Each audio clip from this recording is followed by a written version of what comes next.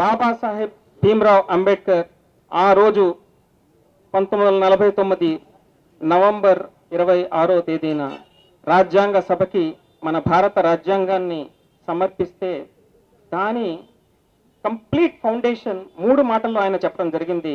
Liberty, equality, fraternity. Liberty స్వేచ్ఛ, equality సమానత్వం, fraternity సౌభ్రాతృత్వం.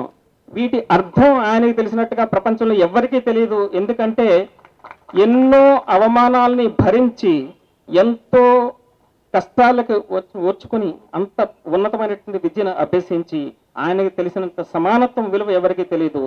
ఈ రోజు కూడా ఆయన ఆశయాలని మనం అనుసరించాలంటే ఒక్క విషయం మనం అర్థం చేసుకోవాలి. నేను అన్ని విషయాలకి పోను. ఆయన స్ఫూర్తిని తీసుకుని మనమంతా కూడా కష్టపడి పనిచేసి ఈ దేశాన్ని ఒక అత్యున్నత దేశంగా తీసుకెళ్లాలంటే అందరూ కష్టపడి పనిచేయాలి. ఒకటి సమానత్వం అంటే కొందరు డబ్బున్న వారు కారులో వెళ్తే మెజారిటీ ప్రజలు సైకిల్ మీద లేకపోతే స్కూటర్ల మీద లేకపోతే నడిచి వెళ్తుంటే అది సమానత్వం కాదు. అందరూ కూడా కూలి వ్యక్తి తర్వాత బాగా డబ్బున్నటువంటి వ్యక్తి ఒకే ఏసీ కంఫర్ట్ లో ఒకే ట్రైన్ లో పక్క పక్కన కూర్చుని వెళ్ళటమే నిజమైనటువంటి సమానత్వం. ఆ సమానత్వాన్ని తెచ్చేది మెట్రో ప్రాజెక్ట్ అని చెప్పేసి ఆ మెట్రో ప్రాజెక్ట్ కి కంప్లీట్ సహాయ సౌకర్యాలను కూడా మాకు తోడ్పడుతున్నటువంటి మంత్రి సర్వే సత్యనారాయణ గారు కానీ వివేక్ గారు కానీ అందరూ కూడా ఎంతో మంది మాకు సపోర్ట్ ఇస్తున్నారన్నమాట. ఒక్క విషయం చెప్పాలి, ఈ ప్రాజెక్ట్ పూర్తయిన తర్వాత నేను ఒక పుస్తకం రాయదలుచుకున్నాను.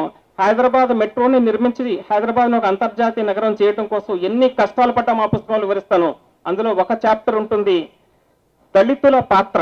యాక్చువల్లీ హైదరాబాద్ మెట్రో రైల్ నిర్మాణము దళితుల పాత్ర అనేది ఎందుకు చెప్పాలంటే ఇంతవరకు నేను పబ్లిక్ గా ఇది షేర్ చేసుకోలేదు. మాకు ఎన్నో కష్టాలు వచ్చినప్పుడు మొదటిగా వచ్చినది ఉప్పల్ నుంచి రైతులు ఒకవైపు నుంచి వచ్చారు. రెండోది ఉప్పల్ నుంచి దళిత సోదరులు మాకు వచ్చి చెప్పి, సార్ కంచాయలమ్మ టెంపుల్ ఉంది, అది మా కులదేవత, మీకు తెలుసు ఇది జరగదు, కానీ మాకు ట్రాఫిక్ కోసం మీరు చేస్తానంటే సార్ మీరు కొంచెం పక్క జరిపి కట్టండి, మేము ఉంటామన్నారన్నమాట. మేము ఉంటామంటే నేను చాలా మంది అధికారులు కూడా అన్నారు టచ్ చేయొద్దు అనవసరంగా ప్రాబ్లమ్స్ వస్తాయంటే వారు మేము రాత్రి నిలబడి కట్టిస్తామని చెప్పేసి మాకు సహాయ సహకారాలు ఇచ్చి అక్కడితోటి ప్రాజెక్ట్ స్టార్ట్ అయిందనమాట. ఇది చరిత్రలో మర్చిపోలేనటువంటి విషయం.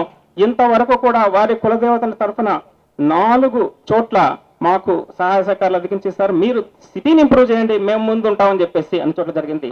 తర్వాత అదేవిధంగా 3 విగ్రహాలు ఉప్పల్లో, హబ్సిగూడలో, ఇక్కడ అన్ని చోట్ల కూడా సార్ మీరు ఇంప్రూవ్ చేయండి, ఇక్కడ ఫుల్ సపోర్ట్ తోటి మనం మెట్రోని ముందుకు తీసుకుపోతామని చెప్పేసి దళిత సోదరులందరూ కూడా రావడంతో ఈ ప్రాజెక్ట్ ముందు సాగుతుందన్నమాట. ఈ ప్రాజెక్ట్ అందుకే మీరు ఏమైనా చేయండి, మీకు ఫుల్గా మీకు ఏం కావాలంటే అక్కడ మేము కట్టిస్తామంటే మన మంత్రి గారు కూడా చెప్పడం జరిగింది. మంచి ఇక్కడ విగ్రహాన్ని తయారు చేయండి అని చెప్పేసి ఆయన చెప్తారు.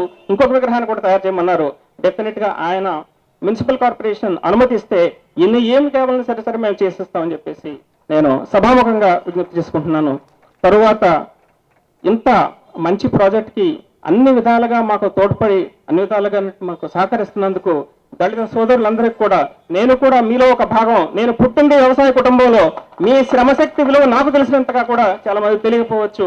మనమందరూ కలిసి పనిచేస్తేనే ఈ దేశం వ్యవసాయకంగా అభివృద్ధి చెందుతుంది, పారిశ్రామికంగా అభివృద్ధి చెందుతుంది. అందరూ కూడా మంచి ప్రాస్పెరిటీ సాధించుకోవాలి, మంచి సంపదని సంపదని పంచుకోవాలి. ఆ స్టేజ్కి ప్రతి ఒక్కరూ కష్టపడి తర్వాత అందులో అనేకమైనటువంటి సౌకర్యాలు మేము కల్పించబోతున్నాము. ఒక్క రిజర్వేషన్సే కాకుండా అది తప్పకుండా కావాలి. అంబేద్కర్ గారు ఆ రోజునే గుర్తించడం జరుగుతుంది. అందుకే ప్రాస్పెరిటీ స్లోగా అన్ని వర్గాలకు వస్తుంది. దానితో పాటు దళితుల ఆంటర్‌ప్రెన్యూర్‌షిప్ కూడా రావాలన్నమాట.